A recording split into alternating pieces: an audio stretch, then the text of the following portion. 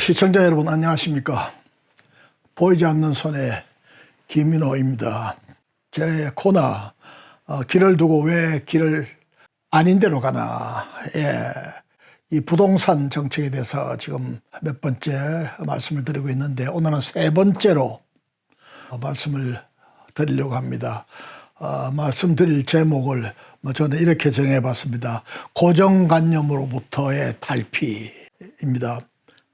시장 원리, 수요 공급의 법칙, 또 수요 공급을 통해서 가격이 결정되고, 또는 가격의 움직임에 따라서 수요 공급이, 수급이 조절되어 가는 이 시장, 누구나 다 알 수 있는 이 시장의 원리에 역행하는 반시장적 사고, 또 정책의 전제, 이런 것들이 부동산 정책에는 너무너무 많이 있다 말이죠. 이거 열거할 수 없을 정도입니다. 그리고 이것에 대해서 고정관념이 되어 있어요. 아무도 여기 문제 제기를 근본적으로 지금 하고 있는 것 같지는 않습니다. 제가 보기에는 이 중에는 위헌적 요소를 가지고 있는 것도 많이 있습니다. 어제 차차 말씀드리겠는데, 이거로부터의 과감한 탈피가 없이는 부동산 문제는 해결의 가닥을 잡아가지 못할 것이다 라고 생각하는 것이 저의 생각입니다. 첫째는 당사자 간의 계약에 의해서, 합의에 의해서 이루어져야 할 모든 것을 정부의 행령, 명령 또는 규제, 법률도 아니고 정부의 명령으로 해결하려고 하는 시도입니다. 이 채널에서 말하고자 하는 보이지 않는 손에 의해서 해결돼야 할 것들을 정부라고 하는 보이는 손이 다 해결하겠다고 하는 정부 만능 사상에 젖어 있는 생각들, 정부가 하는 것은 다 옳다, 국민을 위해서 하는 거기 때문에 다 옳다라고 생각하는 이 사고, 가장 위험한 사고다. 칼 포프가 많이 이용했다고 하는 지옥으로 가는 길은 선의로 포장되어 있다. 정부가 선의를 가지고 한다고 이야기하죠. 그것도 그럴 수도 있습니다. 그런데 잘못된 길을 찾아갈 때는 그 길이 참 지옥으로 향해서 가는 길이 되어버린다. 이러한 걸 너무너무 우리는 많이 보게 됩니다. 부동산에서 바로 우리는 그 말에 너무나 타당하다는 걸 느끼게 됩니다. 자, 구체적인 내용으로 들어가서, 첫째로 이번 문재인 정부 부동산 정책 목표의 제1호 투기 억제. 도대체 투기라는 걸 어떻게 개념을 정의합니까? 투기 억제가 그 중요한 부동산 정책의 목표가 되려면 투기에 대한 개념을 정의를 해야 돼요. 투기에 대한 개념을 정의한 적이 없습니다. 투기는 개념 정의가 될 수 없는 겁니다. 할 수 없는 거예요. 자, 투자와 우리가 투기를 머릿속으로는 글쎄 제대로 정상적으로 재원을 투입해서 자본 이득을 누리면은 이건 투자가 될 거고, 좀 과도한 이익을 추구하면 이건 투기 아닐까, 거기에 많은 위험 부담이 따르면 투기 아닌가, 이런 정도의 통상적 생각은 할 수 있을지 몰라도, 투기와 투자를 확연하게 구별해서 여기까지는 투자고 이거는 투기다라고 구분해 줄 수 있는 사람은 아무도 없다 이 얘기입니다. 또 투자와 투기를 구분하는 게 실리가 있나? 예를 들어서 돈 있는 사람이 은행에다가 맡겨놓고 이자를 따먹거나 무슨 각종 펀드에 가입하거나 해서 돈을 버는 거는 투자고 괜찮고, 집을 한 채 더 사서 그것을 임대료를 받아서 소득으로 삼겠다 하는 것은 투기라서 안 된다. 이게 말이 됩니까? 이 말도 안 되는 투기라고 하는 이 될 수 없는 개념을 바탕으로 해가지고 모든 정책이 이루어지고 있다. 이 정책이 처음부터 뿌리가 흔들리는 거죠. 정의되지 않는 개념, 투기를 바탕으로 해서 거기에서 투기를 억제하겠다 하는 것을 부동산 정책의 최고의 목표로 제시하고 있다 이거죠. 다음으로 1가구 1주택의 미신입니다. 한 가구는 집 하나만 가져야 된다.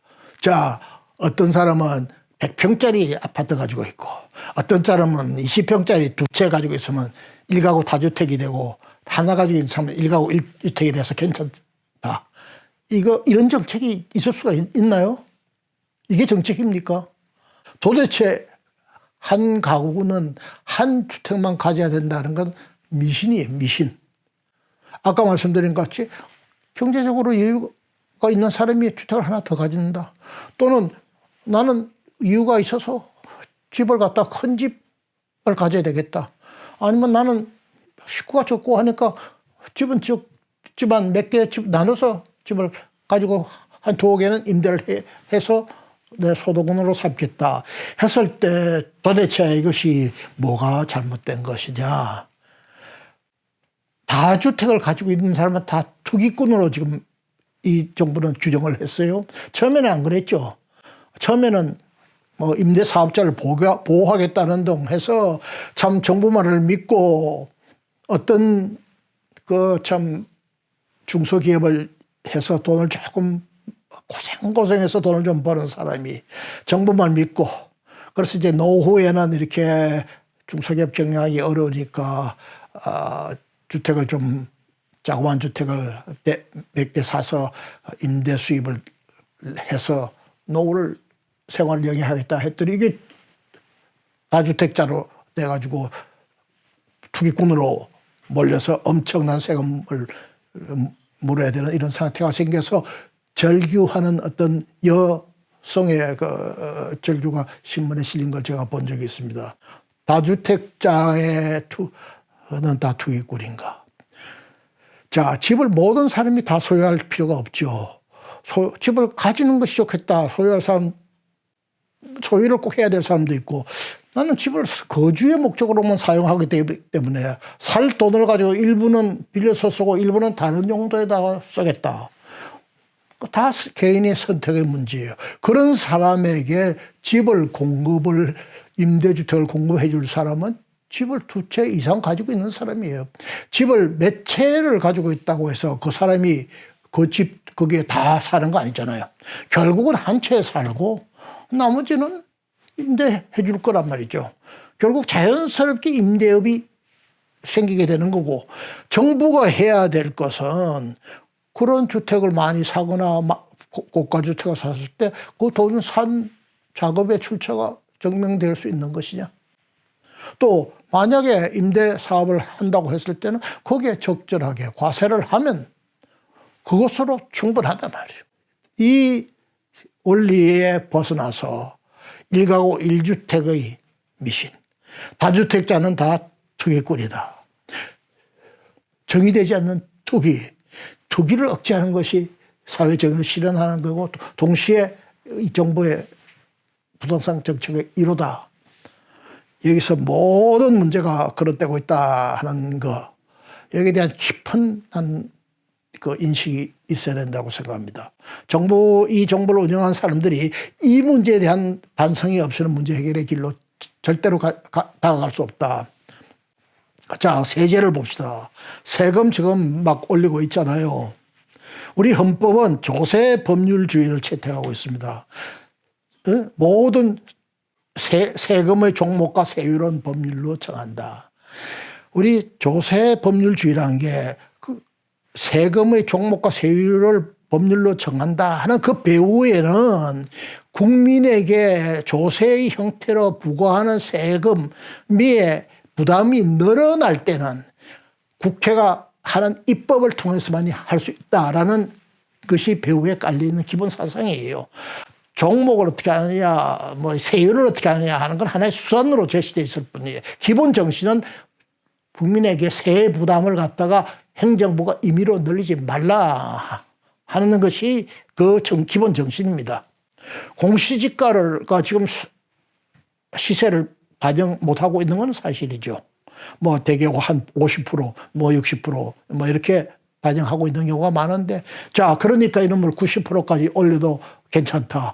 세금을 갑자기 하루아침에 몇십 프로씩 더 올리게 되는데, 여기 조세법률주의에, 조세법정주의에 대해서 이것이 저촉된다고 생각하고 문제를 느끼는 사람들이 이 정부에 과연 한 사람이라도 있는지 나는 의심스럽습니다. 이거는 진정으로 저는 문제가 되는 거다. 이거는 위헌이다. 위헌적 요소가 다분히 있다라고 봅니다. 지금 중요한 것은 공시지가가 시세를 얼마를 반영하고 있느냐가 중요한 것이 아니고, 그 공시지가에 의해 가지고 정해진 세율에 의해서 내고 있는 세금이 적정하냐 아니냐, 이것이 문제의 핵심 본질이란 말이에요. 이것이 생각해 봤을 때 부담이 너무 낮다. 그렇다면 그 부담을 높여야 될 거죠. 그럴 경우에 세율을 높일 수도 있고 새로운 세목을 설정할 수도 있고, 아니면 공시지가를 조금 높여서 할 수도 있어요. 만약 부담이 적정하다고 한다면은 그때는 공시지가만 올려가지고 세금을 더 거두는 건, 그건 우리나라가 헌법에 정하는 조세법정주의의 정신에 반하는 겁니다. 만약에 어떤 이유로 공시지가는 시가에 상당 수준 접근해야 된다, 뭐 90%가 됐건 접근해야 된다 하는 정책 목표가 썼다면 세율은 낮춰야 됩니다. 세율은 낮춰서 국회에 가서 지금 하고 있는 부담이 이렇게 해서 적으니까 공시지가가 이렇게 낮게 돼 있고 현실과 괴리되어 있어서 많은 부작용이 생기니 이걸 현실화하겠다.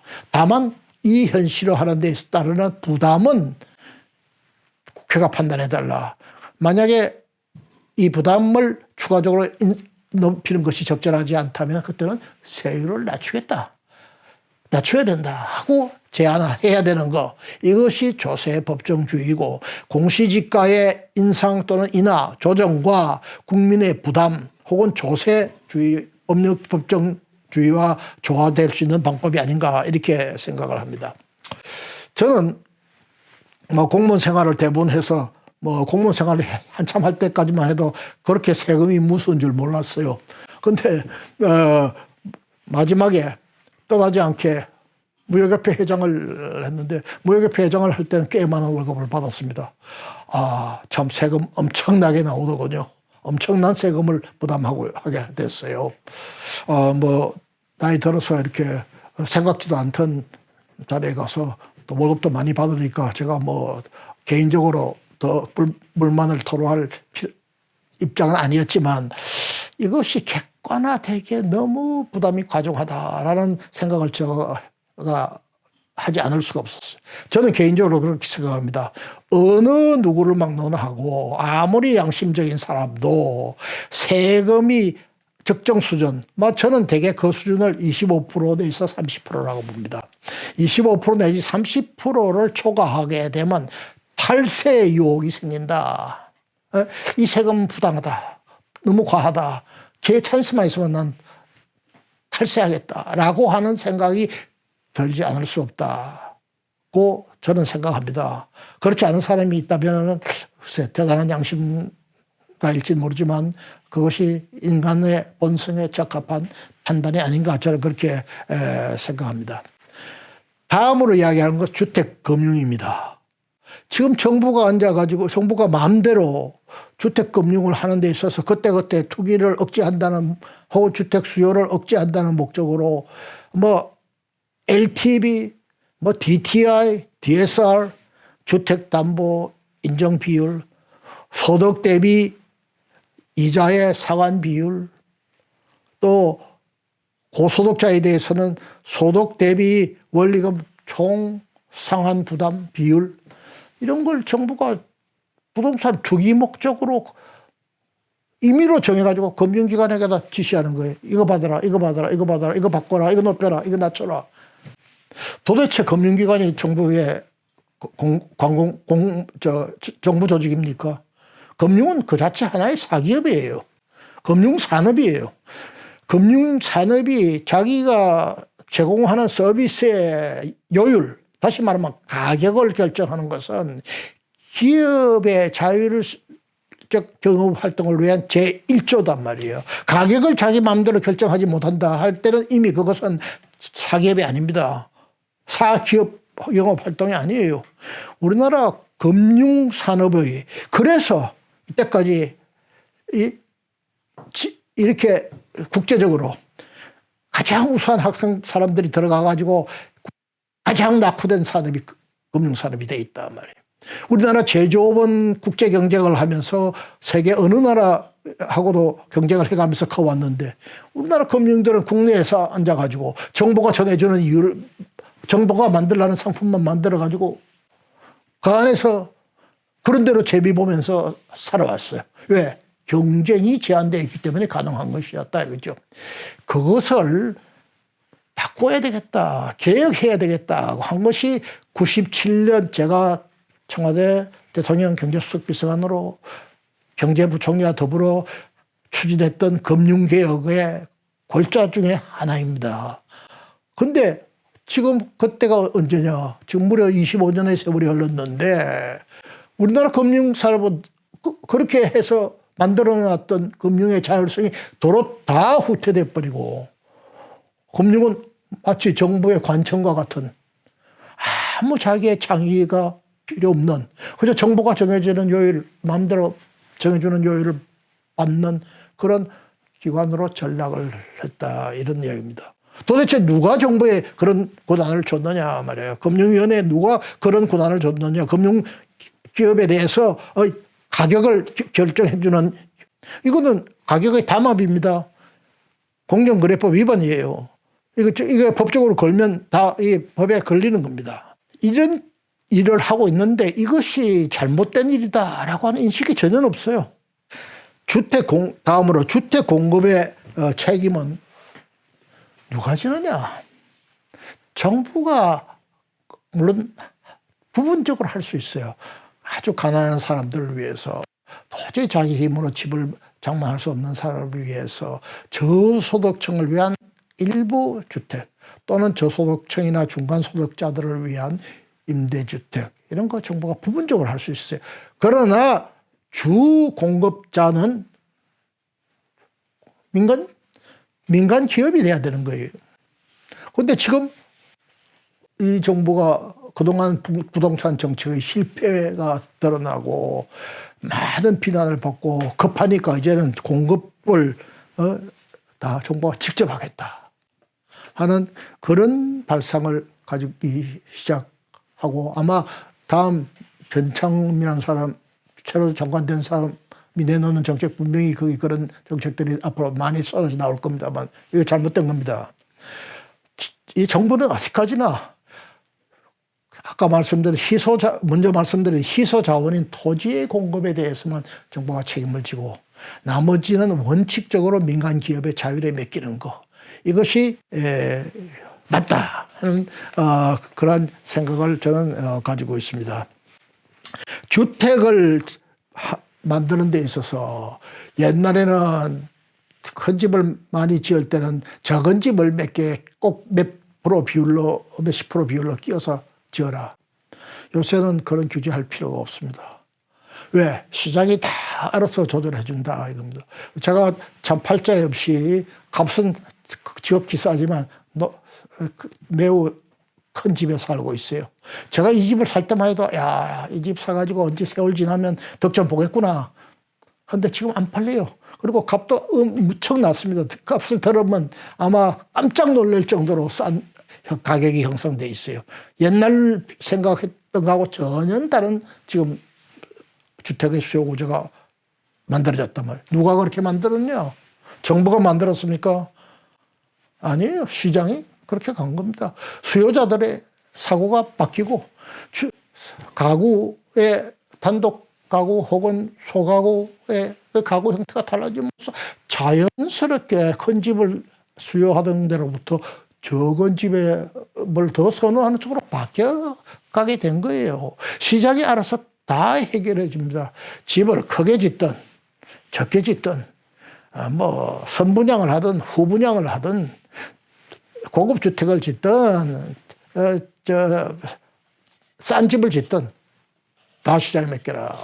거기에 정부가 일체 관여할 필요가 없다 하는 것이 저희 생각입니다.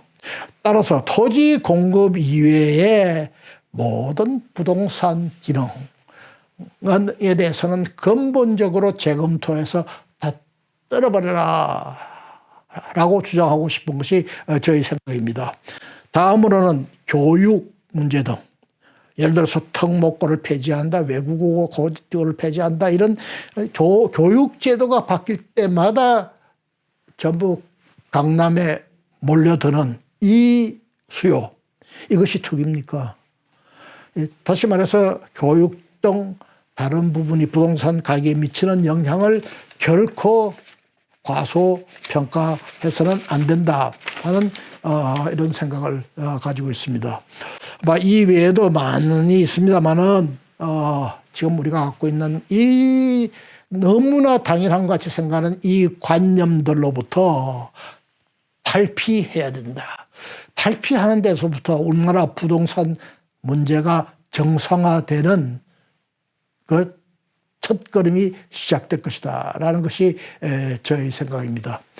고정관념으로부터의 탈피, 오늘의 제목이었습니다. 오늘 이상 여기까지만 말씀드리겠습니다. 보이지 않는 손의 김노였습니다. 시청해 주신 여러분 감사합니다.